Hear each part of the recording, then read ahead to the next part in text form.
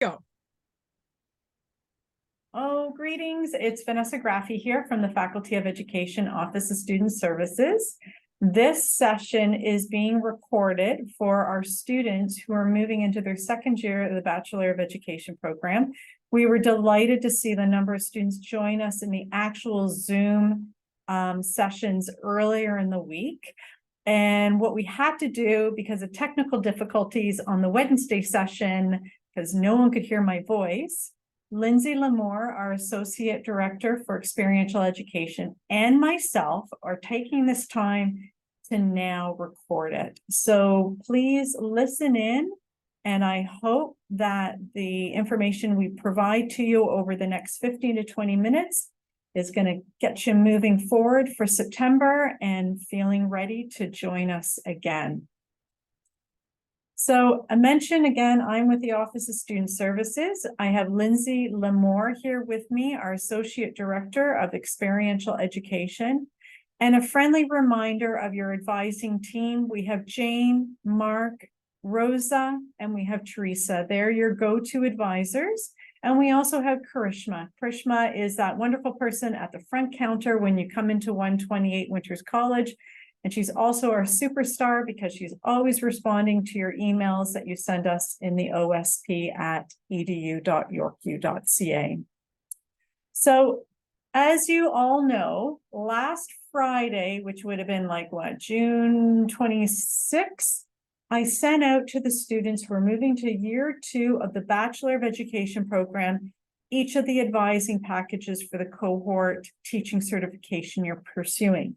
Now, we're going to go one step back, and I'm asking you all to now refer to the advising packages, almost the same as what I sent you last Friday, but I got fresh new ones now sitting on the York EDU website, current students, and it's sitting with the program calendar. So we're going to talk about this over the next few slides. And I'll tell you the reason why shortly, but please now start using the advising packages on the website versus what I had sent to you last Friday. At least I gave you a sneak peek of what was coming up. So the friendly note is that the big for you is EDPR 3000 and 4000 for the fall winter 2023. The reason why is that will be your enrollment over the next few weeks. June the 19th is the date. You can see it there on this screen. And those are the 2 courses you are officially needing to enroll in. You're also going to be adding your EDUC electives, those that you have to complete. Most of you did one in your first year this past winter. Some of you are taking a few more over the summer, so you're getting close to completing your elective requirement.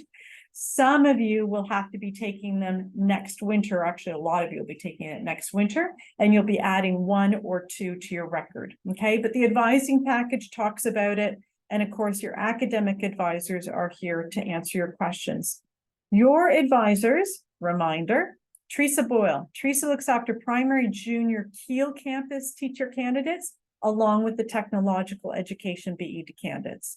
Jane Larson looks after the junior intermediate Kiel teacher candidates and the Catholic Education Center PJ and JI teacher candidates.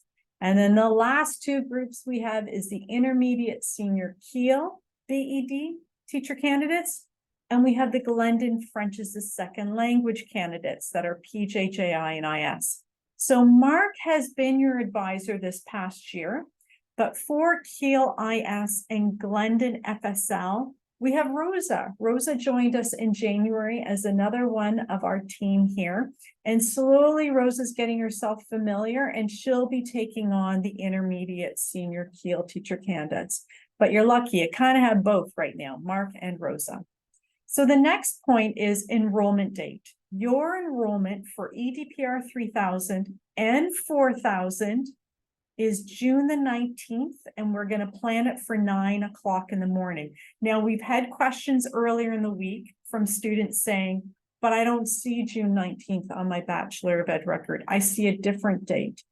Please note that we're going to be adjusting it. So everybody has June the 19th at 9 o'clock in the morning.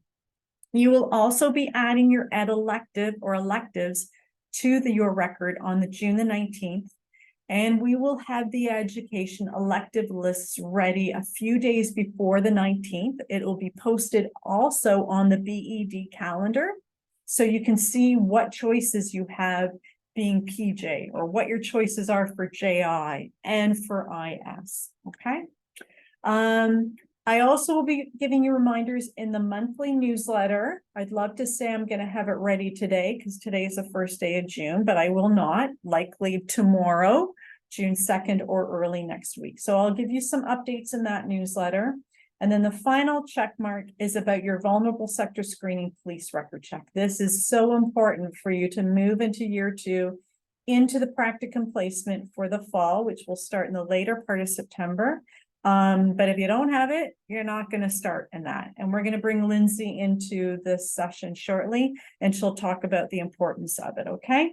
So once again, EDPR 3000 and 4000 and your ed electives, you will be adding that on June the 19th. So here are some of the hot questions that we've been getting, and I've added a few more over the week that we've been hearing from students. So first one is, can I plan my own schedule when we see our course schedule? So reminder that me and the team, we're going to do your enrollment. Your go-to is just the EDPR 3000 and 4000. I need you to register to show that, yep, I'm returning, I'm going to do it, I'm coming back.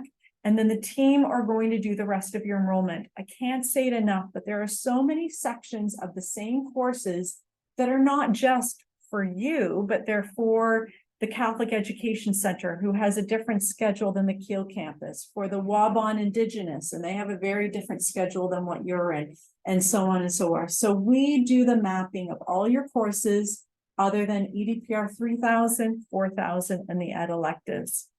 So the next one, everyone's been talking, what about temporary certificate of qualifications? Can I plan it? How do I do it? So we got to put ourselves sort of in a stall mode right now. And the reason why is we have not gotten an update from the Ontario College of Teachers if the temporary certificate is going to be available after December 2023.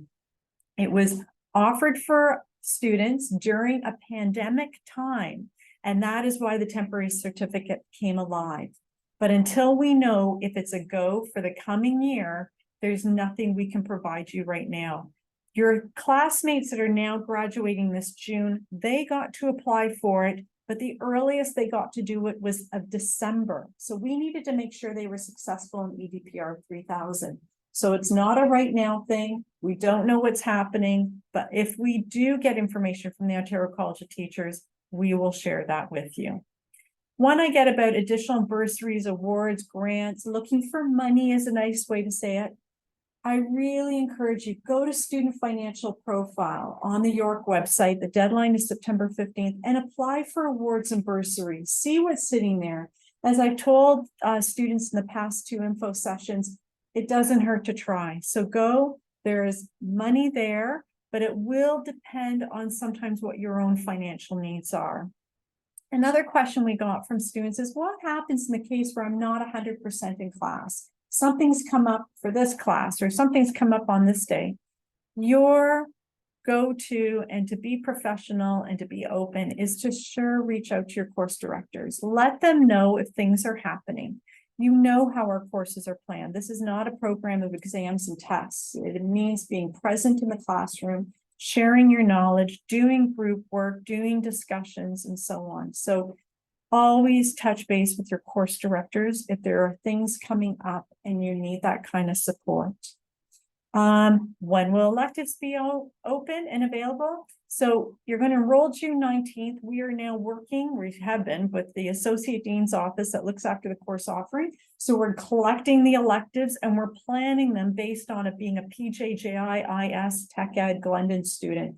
So our goal is to have those ed electives ready in the advising packages a couple of days before June 19th. May even be before that, but you'll for sure have the ed elective list by June 19th. And then the other question was, how are the electives going to be offered? So our understanding is that they are going to be planned in person. Now, these ed electives are offered next winter, so you have time to work on it, figure out your schedule and your life. but they are not to be asynchronous online. They are to be in person. That online option again came alive because of COVID, because of the situation. But the Ontario College of Teachers has made it very clear that our students who are pursuing the teaching profession need to be in class for their courses to be successful. I have a few more questions. Okay, so when is the first day back? So the first day back actually for you is going to be in September, not end of August like last year. It is going to be on September 5th, and it will be the Ontario College of Teacher that is going to be doing a presentation. And you're also going to have your practicum meetings that day. Now, Lindsay may talk about it a little bit more when I bring her in to chit chat, but this will be an online form. So that's September the 5th. It will be an online through the Ontario College of Teachers presentation, and it will be online practicum meetings for that September 5th. We know it's a busy day. Little ones are back to school. Big ones are back to school. Things are buzzing here at the campus as well. So again, that September 5th will be an online presentation meeting day. Are there opportunities to take courses in different countries? So the answer really is no, because this program is accredited within Ontario, the Ontario College of Teachers. Where we have in the past is we have exchanges in Germany with our PH Freiburg, but the ideal time is between your first year and second year. And you're past that, you're now going into your second year. There is the international practicum placement that happens in the month of May. This could be available. It's in the country of Kenya. And I get information posted in the newsletter around September, October. And what happens is you apply for it. And if you're considered, then you go for that month in Kenya and you teach in that school. Sometimes you're staying with your host teacher. Weekends is your time. You get to meet other teacher candidates around the world. But that's a really neat experience. Unfortunately, we've had to put on hold for the past 3 years again because of COVID. But we're really hoping this is going to come alive again and we could try and plan it with you for next May. How do you know I completed my Bachelor of Ed requirements? So first, look over your own enrollment and the courses that you have completed and look at the advising package that we're sharing with you. It is 60 credits, 60, that you will have over the 2 years. 2, go to the Yorkview academic calendars. It's sitting there as PJ, JI, IS, Glendon, technological education, and what your requirements are. What are all the courses? And please remember, this is why we enroll you, because we don't want you to miss out on anything. And third, if you're still puzzled, you can always send an email to your academic advisor and they can give you sort of a back and forth, yes, no, everything's on track. Again, what are the options available for electives? We're going to share that with you prior to June the 19th. What is the tuition? Well, it's not too far off from your first year, but it depends on how many credits you are in. And most of you are going to be in 27 credits. Some of you could be in 24 because you're taking a summer elective, but you're looking at around $6,500. How do I register for the Catholic Teaching AQ? This is a hot question we had this past week from the teacher candidates. So it is through professional learning here in the Faculty of Education. They're located over at the Dallier building. It's called Religious Education Teaching in Catholic Schools. You can Google it through professional learning website on our Faculty of Ed site, and it will show you all the dates. There's a couple of them in the summer, they're in the fall, they're also next winter. But if you are a candidate who is planning to apply for the Catholic boards later on, you know, they do need to see that you have completed this additional qualification before you sort of get your gentle foot in the door, I'll say it. And then I understand there's another one that you're going to be taking while you're in the board, but this is your first step and you do need to have it for the Catholic boards. And then the last question here I have is from our concurrent BED students. So if you are one of those students that moved into the BED program from taking EDUC 1000 almost 4 years ago, and you don't have your undergraduate degree completed yet, because some of you don't, and we said, fine, you can continue in the BED program, but ideally you should have your undergrad requirements completed by next spring, so you can graduate with a Bachelor of Education program. These two have to go hand in hand. So you have to get your undergrad completed prior for you to receive your Bachelor of Education graduation.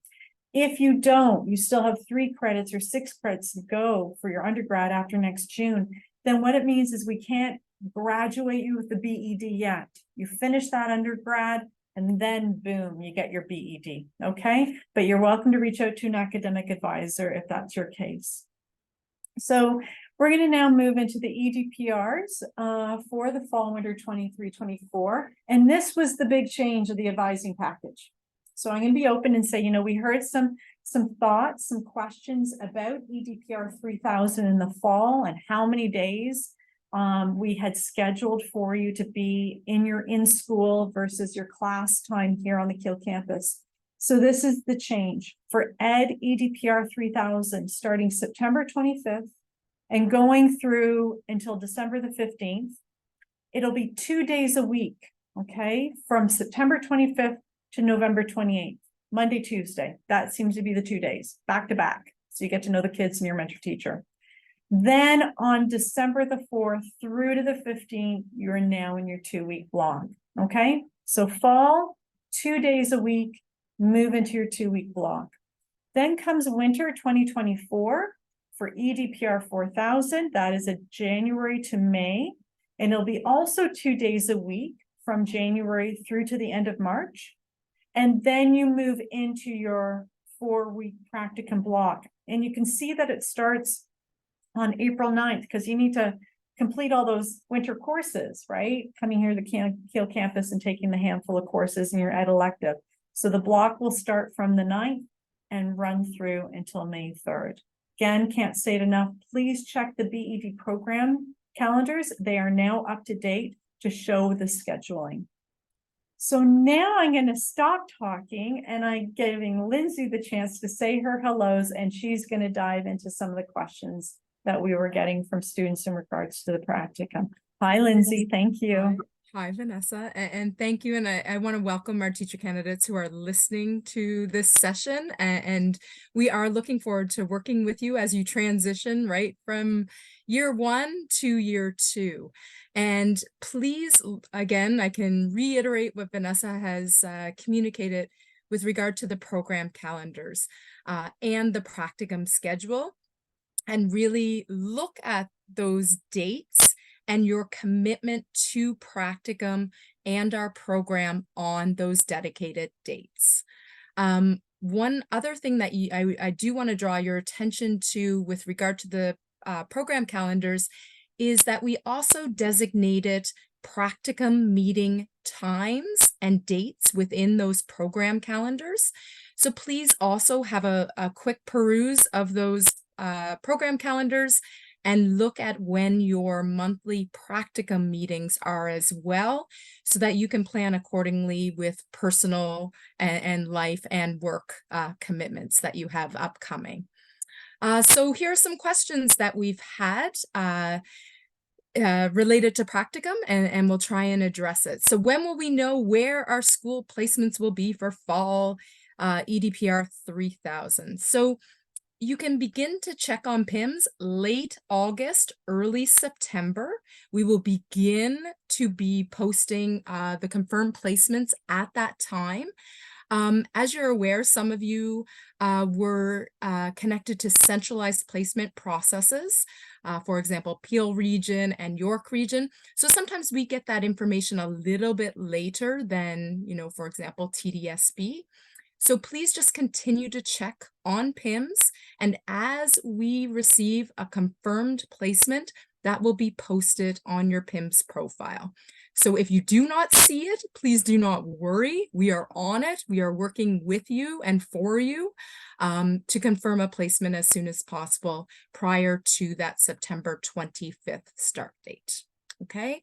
Is there an option? Question number 2, is there an option to select online practicum? And the answer to that one is no. So it is an in-person BEd program, and it's an in-person practicum for all of our students. Third question, what can we do to best prepare for EDPR 3000 and 4000 placements? So the big difference between year 1 and year 2, year 1, you looked at school practicum in a more holistic sense, looking at the community, looking at the school community, then looking at the classroom community, then looking at the students.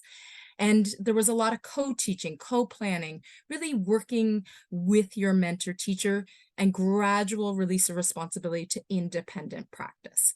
Now, as you transition into year 2, you're at that independent practice. So you are really going to, be independently planning your lessons and assessing your students in this practicum experience.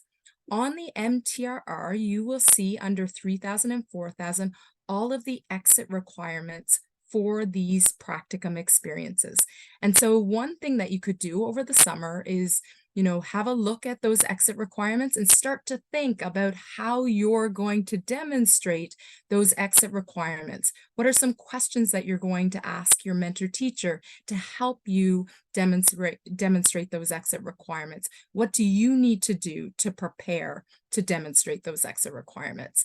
We will also be going over all of the exit requirements for EDPR 3000, 4000 at your first practicum meeting on September 5th.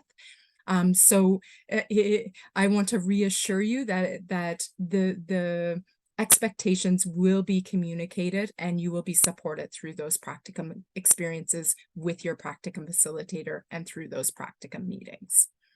The next question: if I am in a public board currently for my placements and after I graduate, I decide to teach in a Catholic board, is there anything I would have to do or take any courses or training and that sort of thing?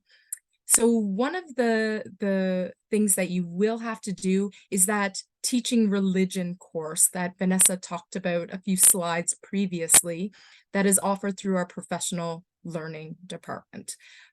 So you would, if you're currently going to be placed in a public board, but you're thinking I might want to work in a Catholic board, you would want to prepare by taking that teaching religion course through our professional learning. And that is offered multiple times throughout the year. So please take a look at the professional learning website.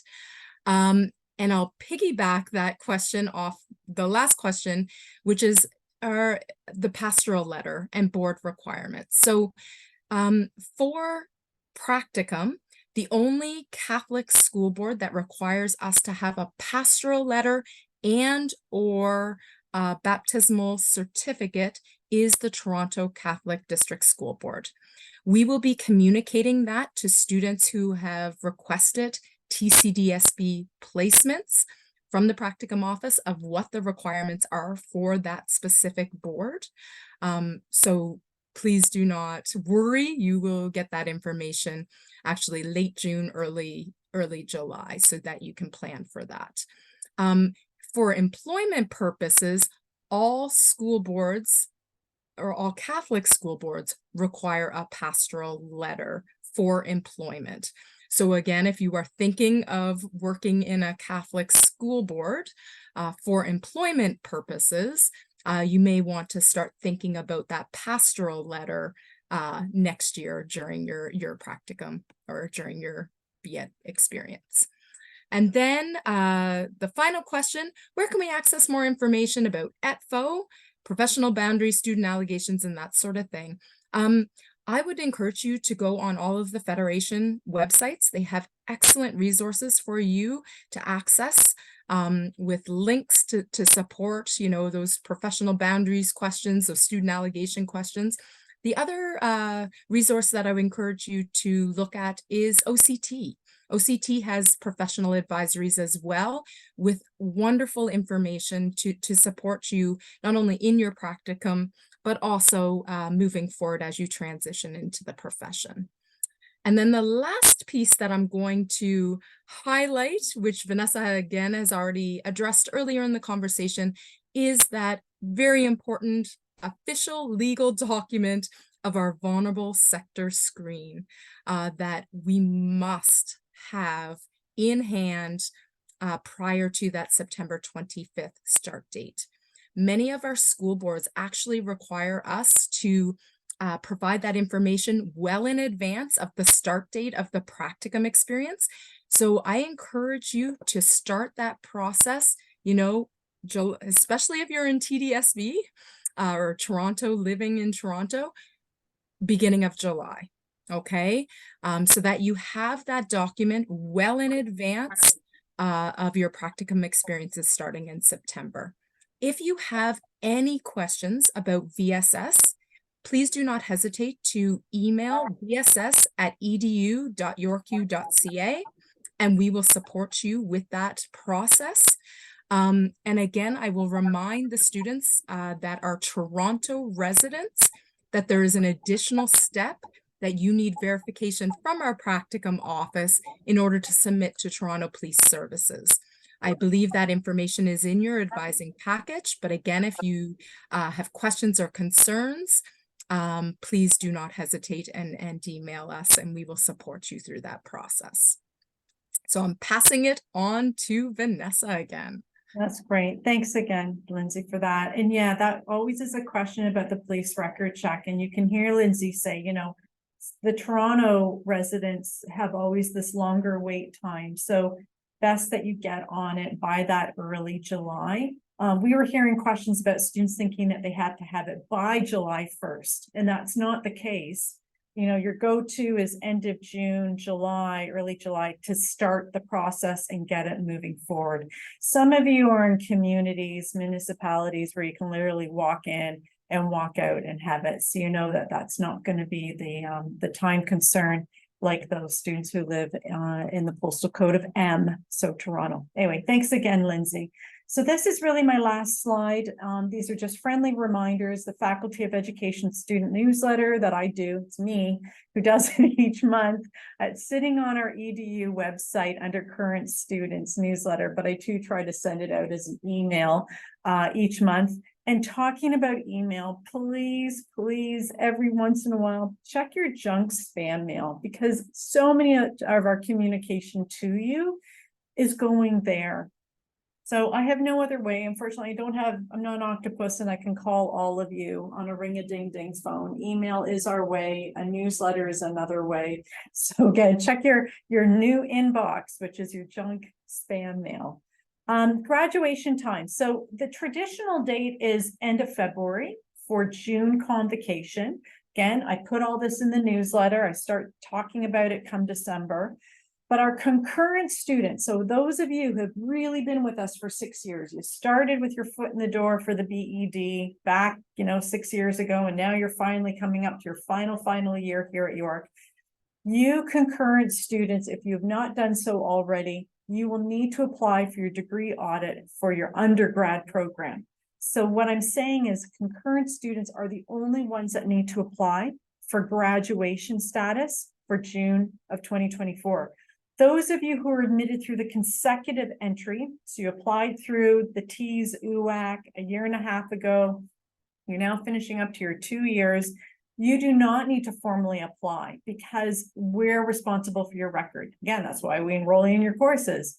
So we send the list to the registrar's office of the consecutive students who are eligible to graduate, and we start working on that around April. So deadline, newsletter, end of February. You still have to apply to go to ceremony, all of you, concurrent, consecutive. You'll still have to submit your request for the ceremony in June. OCT. So we're not going to talk heavily about the membership because we've already noted that September 5th, the Ontario College of Teachers is going to be presenting to you, and they're going to talk about membership, and they're going to tell you about a video to watch and how do you get your 6-digit number and so on. But we will be keeping you informed because our big that we need from you is that 6-digit OCT membership number, okay? And what that number does for us is that next May, not until May of 2024, that's when we will be nominating you to OCT. You have to be successful in your second year as well. You have to have a pass on your practicums and grades of C+ or better on all your ed courses. And that 6-digit number that you will share with us, I have a mock form on our website. That's what we need to nominate you to the Ontario College of Teachers. And then we'll guide you on what else you have to do. You have to order your transcript, you have to do this, but we'll need that 6-digit number, but I don't need it until next spring. So again, the newsletter, you'll have to order your transcript. Earliest will be next spring. And just note, it can take several weeks for OCT to get the information that we have sent your nomination to. Okay. And can't say it enough. Have a little look at awards, graduating awards, visit student financial profile. We're happy to see you apply for some of our education awards.